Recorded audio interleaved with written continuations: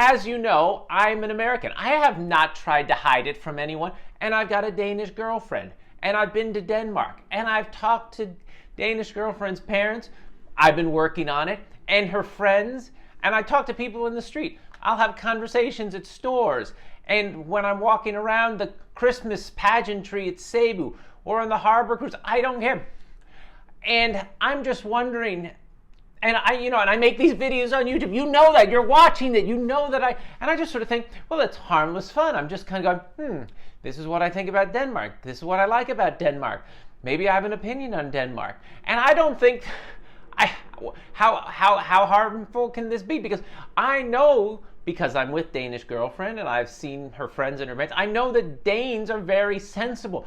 They do not, they don't go to a used car salesman and get taken. And I know that the people in northern Jutland are tough negotiators, even though they kind of go, oh shucks. Danish girlfriend had a friend who went to northern Jutland to negotiate something, and he realized those people got the better of him.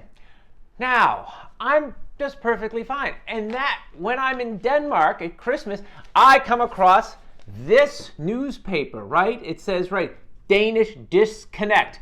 And it's talking about what's the place of the internationals here and influencers.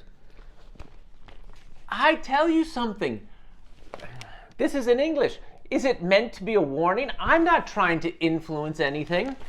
But apparently it's this Annie Sample who, and I've looked at some of her TikToks. She's okay. She says, yeah, I like this about Denmark. I like that about Denmark. She'd kind of like to stay in Denmark.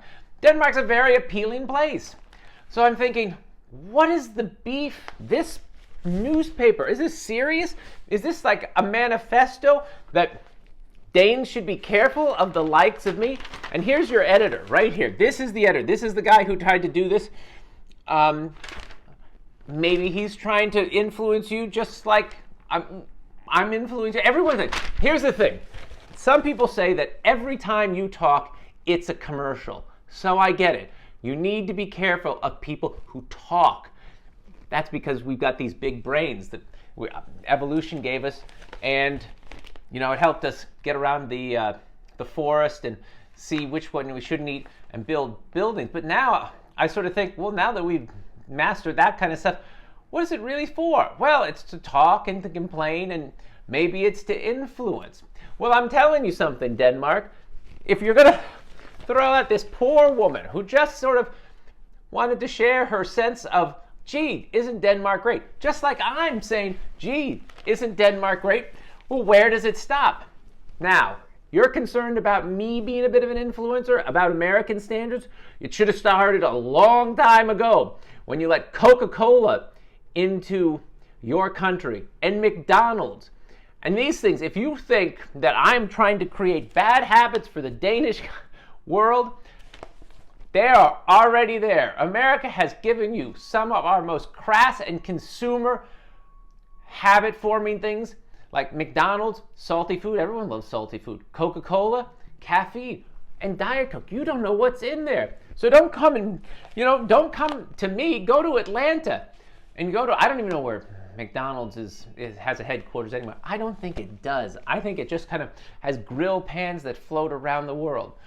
But what I'm saying is, we're just trying to have some fun, and we're showing our appreciation that we like you, Denmark. Just like I say, I tell Danish girlfriend, I go, I like you. She goes, really? I go, I like you. I don't just love you, I like you. Well, you better. And then I say, you're the best. And then he says, you better mean that. I do.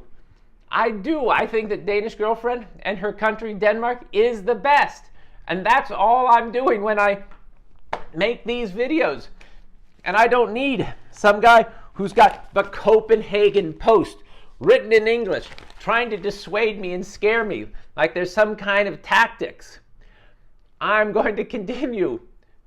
I'm amused. I'm amused by life, and Denmark is a very amusing place. And I just want to thank you, Denmark, for giving me things that amuse me and inspire me, and I want more out of the Danish life.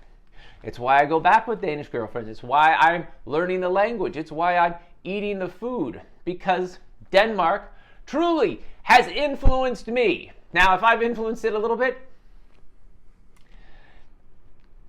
I guess that's just, you guys got to be a little careful about this. But I am grateful for Denmark for influencing me. Thank you kindly.